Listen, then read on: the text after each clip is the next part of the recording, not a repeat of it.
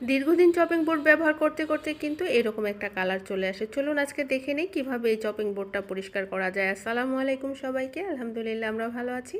আশা করি আপনারাও ভালো আছেন। যে যেখান থেকে দেখছেন সম্পূর্ণ ভিডিওটি দেখার জন্য আমন্ত্রণ রইল। এখানে দেখতেই পাচ্ছেন যে আমার একটা পুরনো চপিং বোর্ড।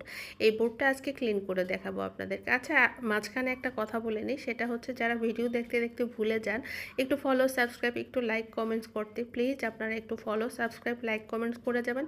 আপনাদের দ্বারা যদি আমার একটা স্বপ্ন পূরণ হয় নিশ্চয়ই আপনাদের কোনো ক্ষতি হবে না। যাই হোক, এখানে চলে আসি আসল কাজে। এখানে কিন্তু আমি প্রথমে লেবুর রস দিয়ে দিয়েছি, এরপরে দিয়ে দিচ্ছি আমি বেকিং সোডা, তারপরে আমি এই লেবুর রস আর বেকিং সোডাটা মেখে দিচ্ছি।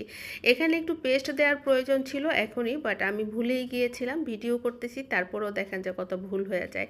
যখন বেকিং সোডা আর হচ্ছে আমার লেবুর রস মাখা হয়ে গেছে, তখন এক পর্যায়ে যে আমার মনে পড়লো যে আমার তো এখানে পেস্ট দেওয়ার কথা ছিল। যাই হোক, তারপরে যখন মনে পড়ছে তখন আবার পেস্টটা দিয়ে নিলাম। আমি পেস্টটাকে এটার মধ্যে মাখিয়ে আমি কিন্তু এই বোর্ডটাকে কয়েক ঘন্টা রেখেছিলাম। আপনারা এতক্ষণ সময় না রাখলেও চলবে, যেহেতু আমার হাতে সময় ছিল যে আমি রাতের বেলা কাজ শেষ করে আমি এটাকে মেখে রেখেছিলাম, তারপরের দিন সকালবেলা ক্লিন করেছি। কিন্তু আপনি চাইলে কিন্তু 2-1 ঘন্টা পরেও এটা ক্লিন করতে পারেন, কোনো সমস্যা হবে না।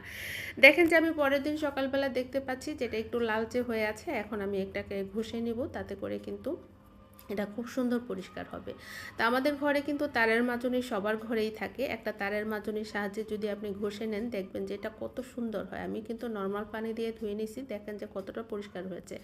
আর যে লালচে একটা ভাব আছে, এটা কিন্তু ছুরি দিয়ে কেচে গেছে সেটা। আর এই যে দেখেন আগের কালার আর পরের কালারের মধ্যে কতটা পার্থক্য। আর যখন এটা শুকিয়ে গেছে তখন কিন্তু আরও অনেক বেশি সাদা ধবধবে হয়েছে।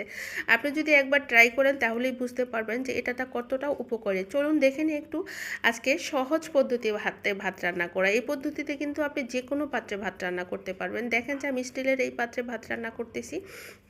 আপনার যতটুকু প্রয়োজন চাল পানি দিয়ে দিবেন, নর্মালি যেভাবে ভাত রান্না করেন ওইভাবেই রান্না করবেন। যখন 80% সিদ্ধ হয়ে যাবে তখন কিন্তু আপনি এখান থেকে পানিটা ফেলে দিবেন, তবে নিচে একটা সেকনি দিয়ে নেবেন যাতে করে আপনার নিচে ভাতগুলি পড়ে না যায়। আপনি হয়তো ভয় পাবেন যে ভাত পড়ে যাবে, একটু সফটলি নরম হাতে করবেন, দেখবেন যে কোনোভাবেই কিন্তু এই ভাতগুলি পড়ে যাবে না। আমি যে এই পানিটা ঝরিয়ে নিচ্ছি, এটা যতক্ষণ সম্ভব ফেলানো ততক্ষণ আপনি টিপ টিপ করে যখন পানি পড়বে তখন এটাকে উঠিয়ে ফেলবেন। এখানে একটা ভাত পড়ে গেছে, সেটা কিন্তু আমি উঠিয়ে নিচ্ছি। আর আপনি যদি নর্মাল চুলায় মানে গ্যাসের চুলায় বসান, তাতে করেও লো আছে আপনি 1 মিনিট বসিয়ে রাখবেন। আর যদি আপনি ইলেকট্রিক চুলায় দেন তাতে করেও কিন্তু জাস্ট একদম লো আছে 1 মিনিট বসিয়ে রাখবেন।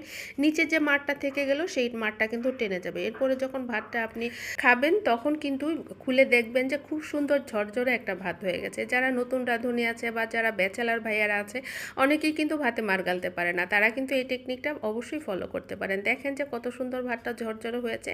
আমি কিন্তু যখন থেকে জেনেছি এই ব্যাপারটা তখন থেকে এইভাবেই ভাত রান্না করি, এবং এতে করে কিন্তু আপনি যে কোনো পাত্রে ভাত রান্না করতে পারবেন। যাই হোক, আমার ভিডিওটি যদি আপনাদের ভালো লেগে থাকে প্লিজ আমাকে একটু ফলো সাবস্ক্রাইব করে দিবেন। আপনারা ভালো থাকবেন, সুস্থ থাকবেন। আল্লাহ হাফেজ।